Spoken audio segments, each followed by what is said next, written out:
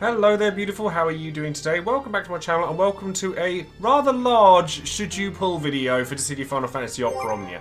Now this video is going to be large on the back of the fact that we have 4 characters that we need to talk about, being Beatrix, Rinoa, and of course the first BT Plus units in Y'shtola and Zidane, ready for Divine Pandemonium. So instead of waffling on about all the things we're going to see, let's just get on with the video. Now before we get started, of course, don't forget to check out all of my social links in the description box below, including a link in the description box below to a tweet I've made about my brand new meetup that we're going to be doing in November. So if you'd like to learn more information about that, you can click on that link and have a look at the poster that's ready for that. I'll be looking forward to meeting some of you guys in person for real. Over on Patreon, I do always shout out one of my patrons every time I release a video, and today that person is going to be Sir Alex, who is a very active member of mine and the Dissidia Opera Omnia community in general, who has Squall on their title card, so a massive thank you goes out to you for being as supportive as you are. It means the absolute world to me, and if you'd like a title card amongst all sorts of other benefits, then perhaps you'd like to consider having a look at the link in the description box below for that as well. And lastly, of course, don't forget to check out all the other content creators for Dissidia, as well as all the other resources available for it too. So let's take a look at these banners. We have a lot to cover and only a short space of time to try and do it in, so I shall try and get as much information as I can in all in this one video. I was originally going to split this into 2, but I think it is actually better to put it all into one. So, the banners that we have available for Divine Pandemonium are going to contain one which has Y'shtola BT on it, as well as the rest of her kit, as well as Rinoa and all of her AX, LD, etc., things like that, and also Cyan along for the ride, because why not? And it's important to know that of this batch, this is the only banner that is going to have Y'shtola BT on it. The rest of them will have Zidane's on there, because Zidane is the new BT character. And then the other banner obviously has Zidane, his BT, LD, the rest of his kit, and also has Beatrix and her LD, and also has Realm along for the ride as well. So the first character we're going to talk about is going to be Rinoa. Now Rinoa is a very odd character in the way in which she operates, but the way in which she operates actually just is easy to sum up in very small ways. So basically Rinoa is a Aurabot / damage dealer / healing unit that, if you've used her before, she's alright. She does a decent amount of damage. She has some half-decent auras, but the problem with Rinoa, even after her LD and gaining Wishing Star, Pet's Warmth, etc., and having a nice amount of buff for the party through that, is that you still don't ever really typically want to be in Angelo mode. If you've used Rinoa before, she switches between Angelo Recover mode so that she can have access to her healing aspects and things like that, and Angel Wing mode where she starts doing more damage and starts hitting generally a lot harder. But she drains her health in doing so. So with her LD board changes, she gets some additions to the Pet's Warmth buff, which is really handy because it'll increase party bravery and HP damage, and it'll do so again while you're in Angelo mode. And then if you are in Angel Wing mode, she instead augments her own bravery and HP damage further.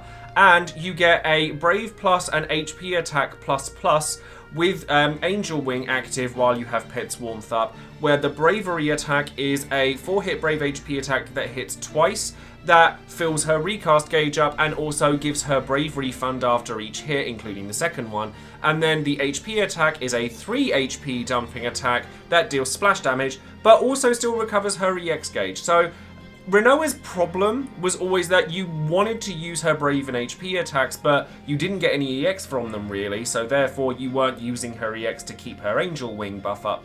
But this is all nice stuff when it comes to this. It's very, very helpful, but there is still nothing massively that stands out about Rinoa, apart from the fact that she can switch between modes of damage dealing and healing.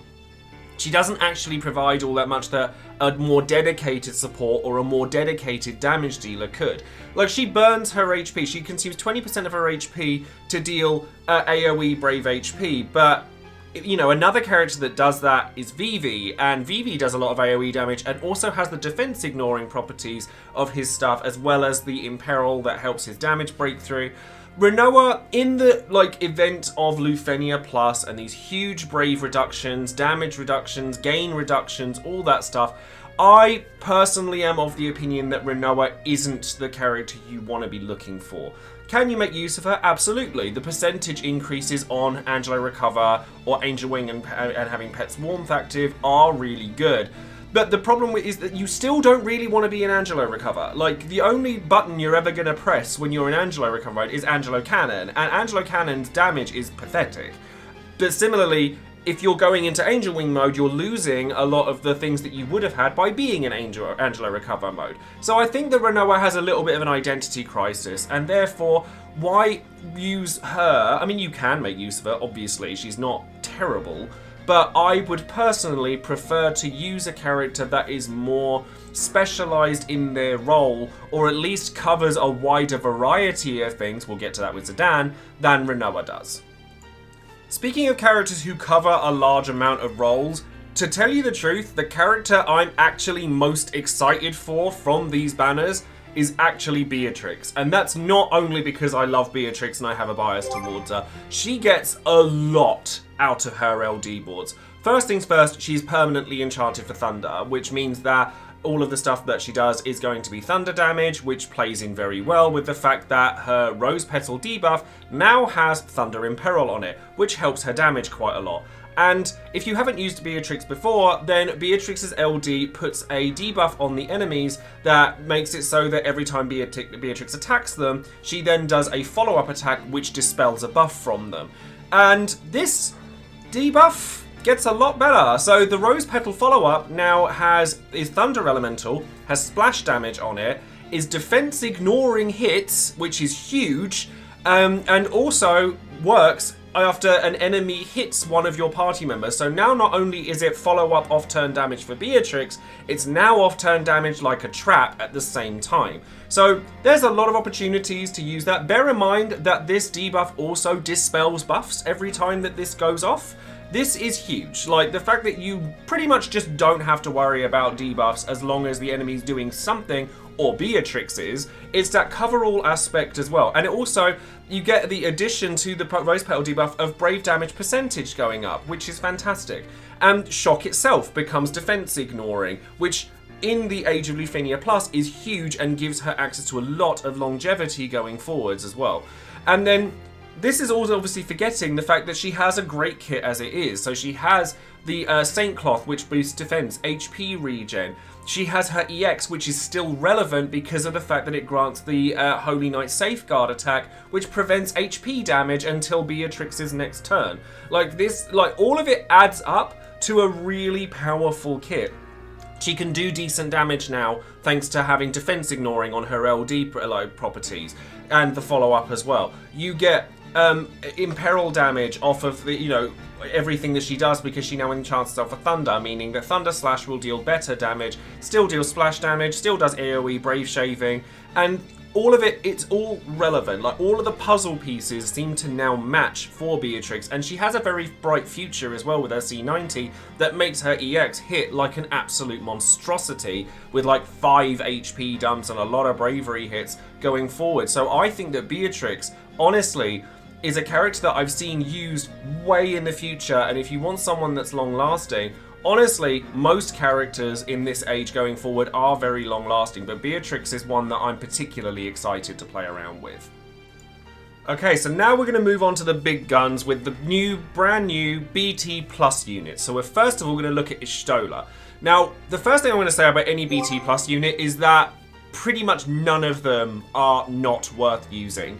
Like, from this point onwards, making choices based on your preferences are going to be key, and filling in roles that you don't already have. As much as that's always been a thing, it's even more of a thing now because we can only green or BT plus 3 out of 3, 2 units a month out of the 4 that become available in a month. And obviously this depends on whether you have BTs, etc. Choices are going to need to be made, and honestly, it's hard to make choices because all of them are very good. So let's look at Y'shtola. Y'shtola, first things first, gets a rework to her LD board that makes it so that Scion's Holy now completely maxes her Blood Lily stacks out, so you have access to Afflatus Misery straight after using it, and also has instant turn rate and doesn't add to turn count. So as a re-breaking attack, that happens to do lots of nice things. It like gives her Bravery, so that it then gives her that third stack of her Blood Lilies. She's then able to go straight into Afflatus Misery. Scion's Arrow has been buffed quite a lot as well, where it's become a 2 HP dumping attack, and then Afflatus Misery is a 3 HP dumping attack that still hits really hard, and then Blood Lily itself has now been given a large variety of buffs where party bravery damage, HP damage, and brave overflows and Y'shtola's HP damage or bravery damage are increased as long as the allies' bravery was above their initial bravery at the start of their turn. Now, this is something that's very important to Y'shtola because her BT effect also comes under this as well. So, some of Y'shtola's kit doesn't refund bravery as well as it should after you use the attacks. So, you want to pair Y'shtola up with another support ideally, or at least some method of having brave refund, because it's going to make a big difference as to whether it's going to trigger this particular condition. Because if you can't fulfill this condition effectively, you shouldn't really be using Y'shtola, because she relies on it quite heavily, but what you get out of it, certainly when we get to the BT Plus, is pretty massive. So one thing that's also nice as well is that this LD board and rework also comes again sometime next year. She's got a lot of bright future ahead of her still to come. So then, with regards to the BT Plus, if you've used her BT before, you get access to the Spiritual Ray buff, which is just a typical 10-hit Brave HP attack to begin with, at the very least, where you get party attack up, party brave damage, and party HP damage up, as long as their bravery is higher than their initial bravery at the start of their turn. So again, very, very important. So, going into the actual BT Plus augmentations, obviously we know what 1 out of 3 and 3 out of 3 will do, which is, it's a fine thing, but typically if you're going to go in with a BT Plus unit, you are either going to use a book and leave them at 0 out of 3 so that you can make the attack better, or you're going 3 out of 3. There is no reason really to go 1 out of 3 or 2 out of 3, because if you're going 1 out of 3, that extra turn in the burst mode is fine, but ultimately it doesn't mean an awful lot in the long run. Whereas with 2 out of 3, yes, you get the BT effect augmentation, but yeah, at that point you may as well just use the third ingot, because then you get the second copy of the attack, and it's a big difference. So by and large, you go 0 out of 3 or 3 out of 3, not in between. Some characters don't mind being at 0 out of 3, and I personally don't believe that Y'shtola is one of them, because of how much she benefits, or your party benefits, from having the additional parts of her buff, from her burst effect. So with 2 out of 3, you get more Brave Overflow, more back from both aspects, so gained and stolen. Party Brave gains up by 50%. This is huge. In combination with characters like Porum or Agrius or Quistis when she comes out, these party brave gains percentage will counteract the heavy brave gain reductions of Lufenia Plus, and that makes it extremely valuable. Back when Yuna came out, I spoke about the differences between Yuna and Y'shtola. Yuna obviously being a character that augments characters that deal bravery damage and hits things. Y'shtola is the opposite. She is most akin to helping characters that have brave gains in their kit, but she helps them a great deal. And the buff itself is extended to 10 turns when it comes to using Y'shtola. Now you have to be careful, because obviously Stone has a high turn rate, Pulse of Life has an instant turn rate, Scion's Holy now has an instant turn rate, so you have to be careful not to burn through the turns of her buff effect too quickly. But if you have 2 lots of her BT attack, you're going to get 20 turns of this.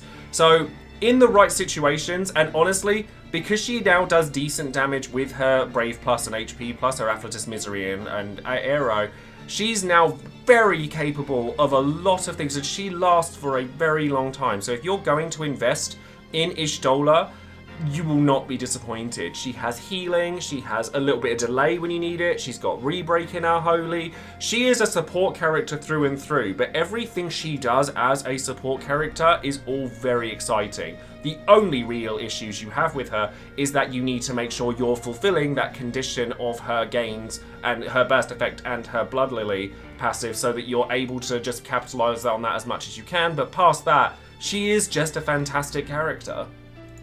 So now we're going to move on to Zidane. Now, Zidane is what we, or like my little group, like to call a kitchen sink unit. Shout outs to Goose for that one. Zidane does a little bit of everything, and he does a lot of it very, very well as well. So first things first, he has a rework to make it so that Stellar Circle 5 and Free Energy do significantly more damage. So Stellar Circle 5 is now a 3 HP dumping attack. Free Energy gets 2 extra uses to it, so it's now got 9 uses, and then it does a Brave gain, HP attack, and it does just more HP attacks in general, so you're going to get HP dumps out of that as well. So if you've used Zidane before, then you'll know that you'd only ever use the plus versions of his skills because you're always going to have access to his Thievery buff, and this is going to inflict the Thieves Mark buff on enemies, which is going to make it so your attacks hit them harder. So you deal more damage to enemies that have Thieves Mark on them, which also reduces their offensive stats, which is quite nice. So you've got a little bit of debuffing on Zidane, like you get a defense down off of this as well, which is quite nice. You also get some buffs to him. You get a lot of HP, like a lot of high turn count manipulation, so all of his attacks, except for I believe his EX, have a high turn rate, so you're going to be using Zidane an awful lot. And then with his EX, you have access to launch as well. So his launch comes off of Booster 8 Plus, which then gives him access to Mug as well. So Mug is a gravity-based attack that reduces enemies' bravery by 50% and also extends his buff durations, doesn't add to turn count, and is an instant turn rate, so you're able to capitalize on that as well. But this is all stuff that we've seen before just from the rework. Now, Solution 9 is a very, very interesting move because it puts Zidane in a very unique box, which he only really shares currently with one other character, well, 2 other characters, being Ultimisia and a Metatelian. So, Solution 9 gives Zidane the Place to Call Home buff, which basically makes it so that while he has this buff up, which augments all of his offensive stats like HP damage percentage, etc. However, every time he breaks an enemy, he deletes their turn and then gets an instant free turn after it. So that's quite nice. Like, you get a lot out of that, and your next skill doesn't consume an ability use. You also then get an HP attack after this called HP Attack Solution 9, which re-breaks the enemy, as does the LD, I should point out as well. So you're always going to get at least two turn deletions from Zidane with just one use of his LD. It's very good, and he's very unique. Like, yes, as time goes on, there are going to be characters that deal more damage than Zidane. There are going to be characters like Sid Reigns who launch with a lot greater frequency than Zidane and do so in a stronger way. However, this LD makes him more unique because, unlike a Metatelian, Zidane can still churn out damage, certainly up to scratch with today's standards, by having multiple HP dumps in all of his moves, or at least launching with the EX, having an instant turn rate from Mug, stuff like that. There's a lot that he does all at once, and this is extended even further with his BT and his BT Plus. So his BT, which has Not Alone as the music for it, and I have to point out that on its own makes me want to pull for Zidane. And I'm really trying very hard to resist him a little bit because there are characters I want after him that I want more than him. But his Grand Lethal is a multi-HP dumping, so 6 HP dumps in BT Plus form, so with just a book. And he gives Party Brave damage, Party Brave Overflow, Party Damage Cap, HP damage up when attacking a debuffed enemy. And whenever Zidane successfully inflicts a debuff, which is with everything he does because he applies Thieves Mark to everything, recovers party HP by 100% of max HP. So now not only does he do all of that stuff and battery as well, he now heals the party and batteries them to boot. So he really is a kitchen sink unit. So, and again with BT plus 2, he adds Party Bravery battery on top of that, and it's equal to his half of his max bravery. So he's doing all kinds of different things. And the reason that I really like Zidane, and I at least would like to get his LD, and I kind of want his BT as well, is that he's a character that functions really well regardless of how far into building him you want to go. So with just his LD, he's a good damage dealer that has the unique properties of deleting turns when he breaks something. With BT on its own, he still has access to the healing from his life whenever he hits with a debuff. And then with a book, he makes it so that he's hitting harder, because 3 hit Brave HP 6 times is a significantly harder hitting move than a 2-hit Brave HP attack hitting 6 times, because it all adds up over time. And then if you want to fully invest in him, he then becomes a party battery. So he is a great unit in lots of different aspects. No, he's not like the top character for any one aspect, but any character that does that many different things in one kit is certainly noteworthy. And then finally I'm going to go through everyone's cool abilities and high armor. Now Zidane's LD cool ability is actually really nice as well, because it has the re-break on it, but obviously because he, with his LD board, starts the quest with his place to call home or special effect, you will get that turn deletion off of it, and you'll also be able to get a Thief's Mark on there as well, because as he enters battle, you'll get that. It's only going to reduce their offensive stats a little bit, but having a hard-hitting move that happens to re-break and delete their turn, that's a nice thing to have access to. And then his regular call ability does reduce their defense down, so it's all nice stuff. So I think that Zidane's definitely worth having in terms of call abilities. Y'shtola is not a character that I personally would go all in on when it comes to using a call ability. Like, it's nice, like it does re-break again, it does have sort of party battery, and it does hit relatively hard, but it doesn't hit hard enough really to be that noteworthy in terms of damage for a call ability, and it doesn't do enough outside of that to be really noteworthy. And you know, Stone has defense down and delays by a turn, but then in my opinion, I wouldn't bring Y'shtola over Zidane if I had access to both of them, because they do a lot of the same things, but Zidane just does them a little bit better. Rinoa, not overly fussed by her cool abilities personally. Like, Angelo Cannon has a bit as healing on it, Wishing Star has augmentation to magic damage, Brave Overflow, HP damage and bravery damage percentage, which is good, but there's a lot of cool abilities that are like that. And then finally, Beatrix, I actually really like her cool abilities as well, like, because they cover a lot of roles all at once. So Saint Cloth has HP regen and the defense up and battery, and then obviously does a bit of damage on top of it. So you get defense and HP up for a while as well. And then Shock also does put the Rose Petals debuff on the enemies, which is quite nice. However, it is important to note that you're not going to get to use that, use the follow-ups on Rose Petals, because you need to be hitting enemies while you have the Noble Loyalty buff at this, so that you're able to capitalize on extra damage that way. But you are getting a Master Spell, you are getting the debuff itself, which obviously has the Thunder Imperil, the defense down, the Brave damage up, things like that on it, so it's all good stuff, and you get HP regen off of it as well. I think Beatrix has got really good call abilities, and she happens to be really good. The same as Zidane. Honestly, I think you can see where I'm going when it comes to the should you pull section of the video, in that one banner is definitely better than the other in terms of value, but that's only on the back of the fact that Rinoa, sadly in my eyes, doesn't quite catch up with other units going forward. She's fine, she's good enough, and Y'shtola, a lot of people, myself included, pulled on Y'shtola during her burst batch, because, for the sole purpose of not having to from this point.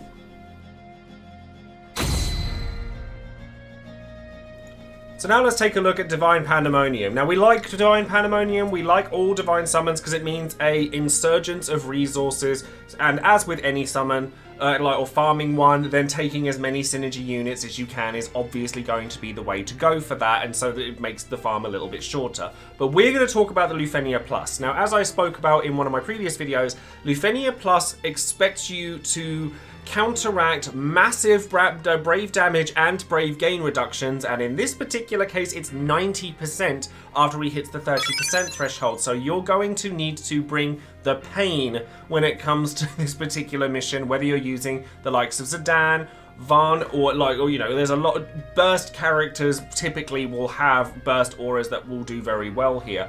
Or you can bring the likes of, you know, Porum or Setzer, which are characters that aren't quite so reliant on sort of set damage or damage reductions or stats in general to help you deal that amount of damage. Now, with Pandemonium himself, I'll explain the mechanics quickly. So Pandemonium has a Lufenia Orb, like any Lufenia Orb like mission before it, where he starts with it and it disappears at 80%, and then it comes back at 50% for the rest of the fight. Now, the two ways in which you're supposed to account for this is you either grant a buff in your turn to make it go back to +1, so it will tick down 1 and then back up 1, so you can keep it static. Or if you delete his turn, then you will get +10. So it's very restrictive on the kinds of characters that you can bring along to this, with the only real turn deleting characters, or at least ones that aren't reliant on their burst, and even then Ultimisia is not cutting the mustard at this point, are Middeltelian and Zidane. Now, you can take a Zidane friend along to help with this, and you would be able to push things up like in the last 50% and then use your own bursts, your own summons and things like that to try and push through. But by and large, you will want to bring somebody that can delete turns in order to do this smoothly. Now, he does a recast attack after the very first turn, after you take your first turn, and it will do an AoE Brave HP attack that does, and then gains a load of bravery, HP, sorry, and then summons tornadoes, which then continually do HP attacks and also can't be hurt. But they disappear after your next 15 actions. So you just kind of have to weather the storm, as it were, and take those HP hits, and then either heal them off or do something, or to do something to prevent the damage outright.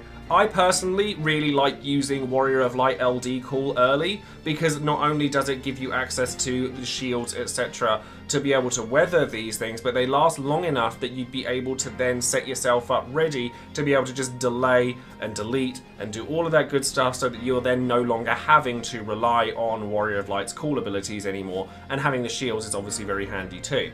Once you set yourself up and you've got yourself going, after Pandemonium does these recast attacks and at these thresholds, he'll get a swirl around him that makes it so that you literally cannot gain bravery, and he's delay immune. And the way that you remove this is to, again, delete his turn. So again, Zidane, a Middeltelian, gonna be very, very helpful for this particular fight, and those two, at least in your friend unit, are the way in which you're going to be able to beat this Lufenia Plus.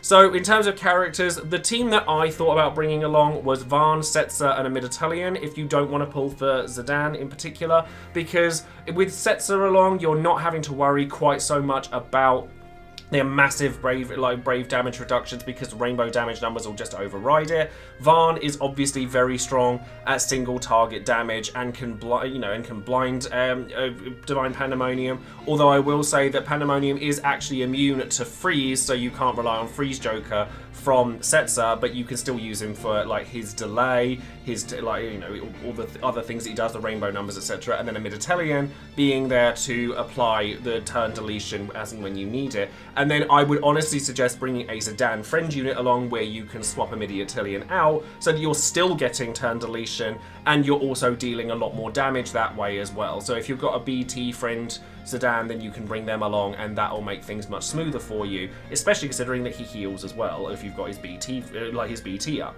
So that's the way in which you're going to try and deal with it. The best ways to just burn him down are going to be to stop him from getting a turn, but unlike older missions, the race against time and damage is where the challenge really lies with this particular Lufenia Plus, because once you've got it so that they're not really taking turns anymore, you've then got to worry about actually killing him. So as long as you're able to really bring damage, whether it be through Setzer or through Y'shtola and Porum, Brave Gain counters, but again, you still need to be able to get rid of the green aura so that you can do Brave Gains. It's an awkward mission, but it's all going to be about how you build your team.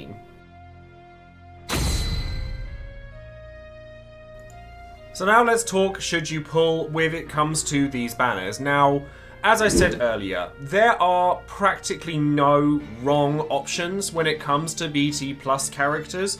Basically, your favourites will be the ones that you invest heavily in, although I think it's worth noting that some characters are very, very much functional with 0 out of 3 ingots, with their base BT, or even just their LD, whereas some characters you are a lot less likely to use unless you have fully maximized their potential.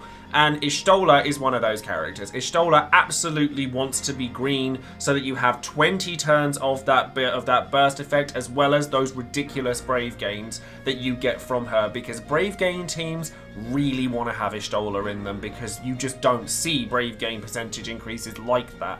And she gets a lot out of her BT plus and her LD board rework. She's now doing like good damage. You're pretty much pressing her like her holy arrow Afflatus Misery. You're dealing a lot of damage through that than she did previously, and she's now like able to provide relevant percentile increases across the board as long as you're keeping up with the conditional, which isn't really that difficult these days. And then Rinoa, she doesn't really stand out in my eyes. People who love her, yeah, they'll probably find uses for her, but ultimately she boils down to a damage dealer who is going to spam her HP plus, getting triple HP dumps on that, and then occasionally going to have to switch over to her less desirable Angelo mode, where she's able to then heal everybody and recover from it so that she can then go back into her damage phases again. She's an awkward character to use, even if she's not, no, she's certainly not bad, but I think going forward she's the most easily replaceable character from this bunch. And then Zidane and Beatrix are kitchen sink units. They do a lot of different things all at once. So Beatrix having defense ignoring properties, as well as the Thunder Enchant and Imperil, and then she's still got all of the stuff that made her relevant before, so the defensive buffs, the HP regen, the healing C65, which I didn't mention earlier, the EX, Holy Knight's Protection. She's got like Brave Shaving with Thunder Slash. There's a lot going for her, and that's not even mentioning the fact that her Rose Petals debuff is now not only a follow-up, but also a trap that does splash damage, and there's a lot of really nice qualities, so she's a really strong dispel unit as well. And she is the entire reason I didn't pull for Lion, because I just know I'm going to use Beatrix a lot more frequently. And then Zidane does damage, debuffs, launching, healing, batteries, turn deleting, like gravity. He does just a little bit of everything, and he's not bad at any of it. Like, he's really quite strong at all of these different aspects. So honestly, if you've got your dedicated like a support character, your dedicated damage dealer, if you've got the Lufenia orb covered between those two, Zidane is like a perfect character to slot in as your third party member, because he just does everything all at once. Although going forward, there will be missions that a lot of people are worrying about, like certainly in the case of Vayne, though I will be the first person to champion Vayne when he comes around, where you get punished for taking too many turns in a row. So therefore, turn deletion, which, Zidane kind of has to do. If he's going to break an enemy, he's going to delete their turn. He's not going to be the best option all the time. And Beatrix, while I absolutely adore her, she is going to be still that character that puts loads of buffs on, like Aphmau. I mean, she's not quite as bad for it as Aphmau is, because a lot of her buffs aren't framed, but that is still something that people need to bear in mind.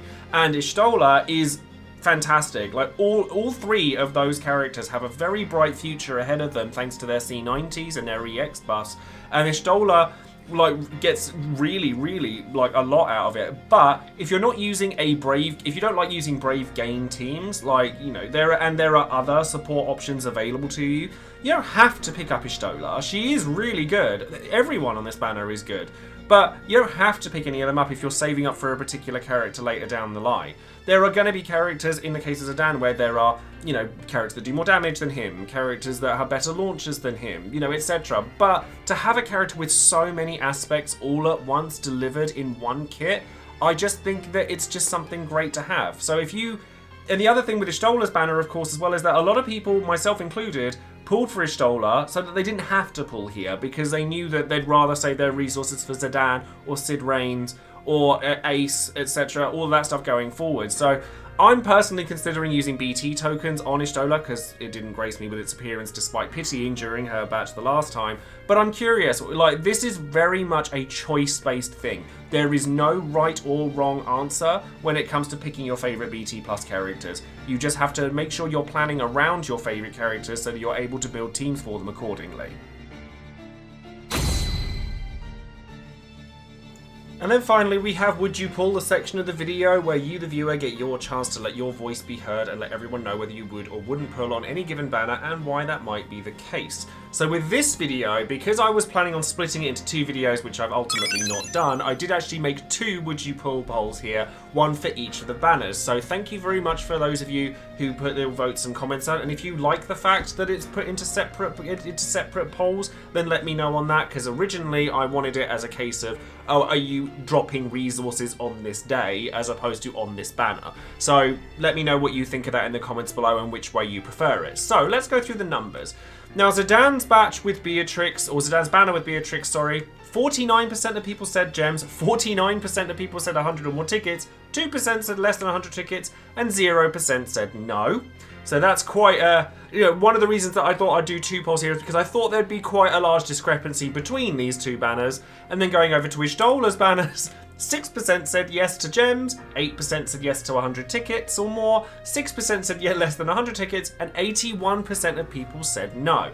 Now, like I said earlier, I think that the large majority of people who are saying no on this banner are saying no on the back of the fact they already have Y'shtola. Now, I actually already have Rinoa LD as well, but while I'm kind of excited to see, like, if I get any use out of Rinoa, because I didn't use her when she last came out, it would be quite nice to. I just wouldn't recommend pulling for her. And then let's go into some of the comments, and as I say, a massive thank you to all my patrons for doing so, and if you'd like to see the full database of comments, then feel free, then perhaps you would like to join up on Patreon and come and see the full database as well. J-Dog says, with Zidane, I'm budgeting 75k for Zidane and praying for the BT. I'm really interested in utilising his jack-of-all-trades playstyle with turn deletion, healing with his BT+, launching, etc. I can see myself utilising him in early Lufenia Plus missions. I'm particularly excited to see how well he pairs with the upcoming Sid Reigns as well. Having Beatrix in this banner is an excellent consolation prize. With Y'shtola, I'm dumping tickets here, mostly because I'm missing her BT and LD. Support characters are generally an easier investment than others, so I miss her BT, I'll consider tokening it. Those brave gains are nothing to scoff at, especially since Lufenia Plus has massive brave reductions. I think she'll be particularly important in early Luf Plus, especially if you're missing other support units like Yuna. Now, I'm sure people are going to read me to filth here.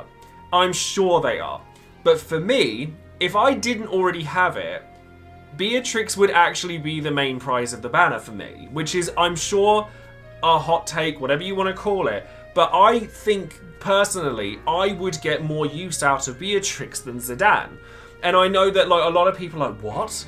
But, I genuinely think, like, having watched so many clears, even from recent times, with Lufenia Plus, seeing quite how much Beatrix gets used over the course of time. There are times where she's not useful, don't get me wrong. And yes, there is a level of bias towards that because I love the character a great deal. But it goes to show, what I'm trying to say with that is it goes to show that these banners are becoming more and more and more subjective. So honestly, answering the question, should you pull, is kind of a non sequitur at this point, because it's like, well, you decide whether you should pull on these things, because everyone has benefits and some have detriments. But honestly, who you invest in at this point is a lot more wide open than you might think. It's only these first couple of months of Lufenia Plus missions that are as restrictive as they are, and then it opens wide open for a long period of time. So Nalthian says, I'll get it out of the way first. I have everything on the Y'shtola banner, so it's a no from me. But if I didn't have Y'shtola, I'd be pulling for the first support unit of the BT Plus era. I'm absolutely pulling on with Zidane and Beatrix, and I haven't decided if it's tickets or gems. Zidane is all new, and I missed Beatrix LD, and I'd really like to add her fantastic kit to my roster. I know Zidane will get used in Divine Pandemonium, so I at least want to have his LD. Since I plan to pull with tickets for Sync and gems for Sid Reigns, I'm pulling every banner that gives me a chance for Zidane BT. It'll really come down to, do I want the best chance for both Zidane and Beatrix? Either way, big spending time is coming. Now, I would absolutely like to at least have Zidane's LD, and as somebody who is also going to be using gems on Sid Reigns' banner, because I think he really is that strong, I'm hoping to get the BT along the way. If I get the BT, I'm probably only going to use a book on it, because I don't feel the need to max him out, and I'd rather have that ingot for using that book for either Bart's or Vayne when they come about. Something like that. There are certain characters that I really like because you don't have to go all in with ingots, and Zidane is definitely one of those characters. Whereas Y'shtola, if you're going to go in with ingots for Y'shtola, you're probably going to want to go straight to the green. And then Doma Dragoon says, if I were to pick a character that was least likely to recommend, unfortunately it would be Zidane. 2 years later, we can finally no longer say this. I'm going to use gems until I get the LD, if only because my ticket stash is too low and I have to use Panda's balls to restock for mid-tier banners in the next few months. I already have Beatrix. And with Y'shtola, they say, don't let the poll results fool you. Y'shtola will do great. I don't have Rinoa, and if I get her in the free pool, I'd be happy, but I'm not committing any resources. Yeah, if you don't have Rinoa and you get her for free, make use of her, because she's not terrible. I just don't think she's a character in this batch of really powerful ones, especially with other characters like Cid, like Ace, coming very soon. She's a character that people should be pulling for, and I actually feel very much the same in that I definitely would like to restock tickets. Like Aphmau kind of blitzed my resources a little bit, so I'm not honestly fully decided how I'm spending my resources on this banner, because I don't know how much I actually want Zidane, because every time I look at Zidane I'm like, oh, I really want this, but I'm really nervous about spending loads of resources again when there's so many characters I want coming in the future. So that's we'll wait and see how that goes. And then finally, Nimbus says, gems for Zidane because many reasons. I loved FF9. Zidane's been enjoyable to use, but stuck at the end of something and now gets to start something. That's actually a really nice point. He's always at the end of a cycle, and now he's actually starting one, which is quite refreshing. And it's a new LD and BT with new mechanics on top of incentives to use on the summon grind. It's almost too fun not to try for Zidane LD, and if I'd not already snagged Beatrix, this would have been another great opportunity, which is more my feedback to other players without her or Lion, etc. As for Y'shtola Rinoa, I already have both their LDs and have been saving BT tokens somewhat almost solely, but yet potentially for Y'shtola anyway. That will depend on Ace, who takes priority coming soon over Y'shtola BT. So yeah, this is what I'm saying, like, choosing your BT plus characters is going to be a lot more subjective going forwards. I obviously just recently spent BT tokens on Exdeath because I really like Exdeath and I think he's quite an evergreen unit in terms of his mechanics, but Y'shtola, Zidane, Ace, all these characters do actually fulfill that like very well. They are very long lasting, and it's the nice thing about BT Plus, even though it looks quite scary to begin with, the characters that you get from them, they can be really long lasting if you just have to try and build teams accordingly to fit your needs. So that's going to be it for today's video. I'm going to go lie down after this one because 4 characters and an event and new mechanics and all that good stuff, it's a heavy one. And do let me know in the comments below whether you're going to be putting resources into Zidane, into Y'shtola, into like just using Pandemonium to save for Ace, Bart, Cid Reigns characters going forward, and let me know what you guys think of BT Plus. Are you excited for early Lufenio Plus era? Are you afraid of it? Is there anything you'd like to know about it? Let me know in the comments below, and of course don't forget to like the video, subscribe to the channel, and click that bell for notifications on any future videos I might be making, and I will see you guys next time. Take care everyone, I'ma go lie down. Bye now!